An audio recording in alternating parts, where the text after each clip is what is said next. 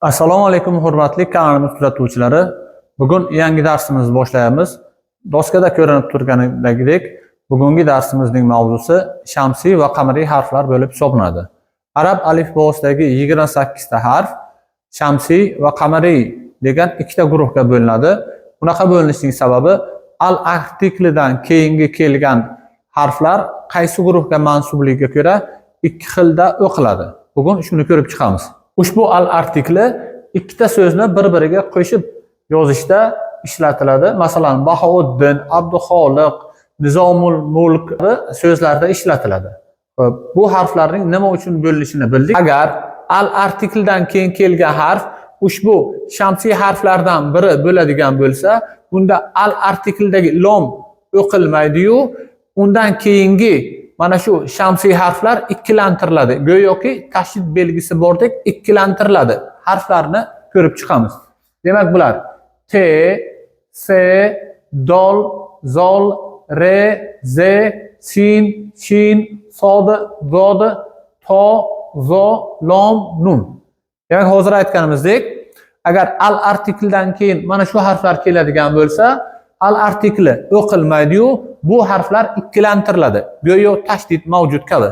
Masalan, as-salom o'zi bu yerda al-salom yozilgan, lekin mana bu shamsiy harf bo'lganligi uchun buni tashdidlantirib, ya'ni ikkilantirib o'qiymiz. As-salom. Yoki mana ikkita so'z hozir aytganimizdek, Nasr ad-din. Bu al-dan keyingi harfimiz shamsiy, ya'ni dol bo'lganligi uchun al o'qilmaydi-yu, Nasriddin deb o'qiladi.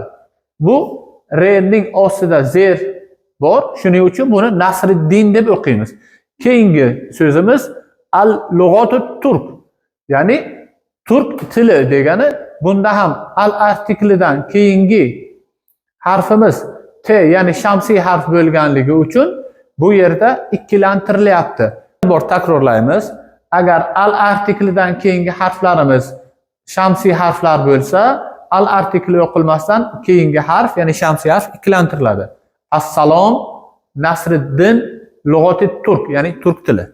Ikkinchi qismi, ya'ni qamariy harflarimiz, qolgan harflar qamariy bo'ladi. Bular A, B, Jim, H, Xo, Ayn, G'oyn, Fe, Qof, Kof, Mim, Vov, Hoya, Havas hamda Ya. Mana shu harflar al artikldan keyin keladigan bo'lsa, bular ikkilantirilmaydi-yu, al artiklining lom harfi o'qiladi. Masalan, al biruni, bu biruni bilamiz, beruni. Mana bu yerda ikkita so'z birikyapti, beyn va milal.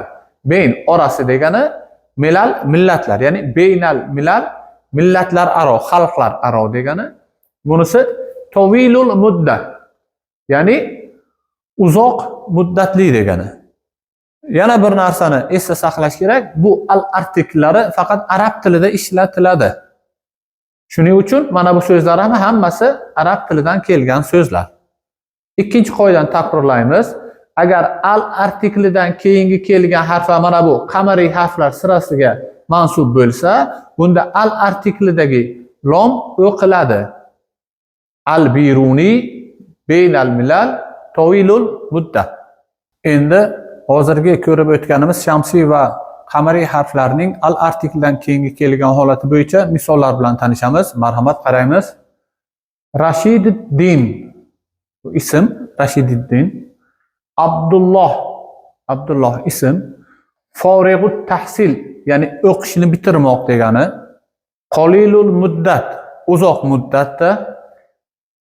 Xayriddin, Zarbul masal.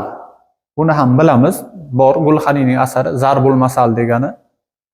Keyingisi Faxriddin, bu ham ism. Bunisi Dorul hukuma, hukumat uyi. Bunisi Muzaffariddin. Navbatdagisi Mizonul harora, ya'ni haroratni o'lchaydigan termometr. Keyingisi Majolisun nafois, ya'ni Alisher Navoiyning asarlari Majolisun nafois. Keyingisi Hattal imkon, ya'ni imkon qadar. Va oxirgisi Lisonut tayr. Bu ham Alisher Navoiyning asarlari bo'lib hisoblanadi. Demak, bugun yetkazmoqchi bo'lgan ma'lumotlarimiz shulardan iborat edi. shamsiy va qamariy harflarini alohida qilib yod olishimiz va ularni misollarda qo'llay olishimiz kerak. Diqqat e'tiborlaringiz uchun rahmat. Fors tilini o'rganmoqchi bo'lgan tanishlaringizga uzatib qo'yinglar. Obuna bo'lmasdan kuzatayotganlar obuna bo'linglar. Keyingi darsgacha xayr, salomat bo'linglar.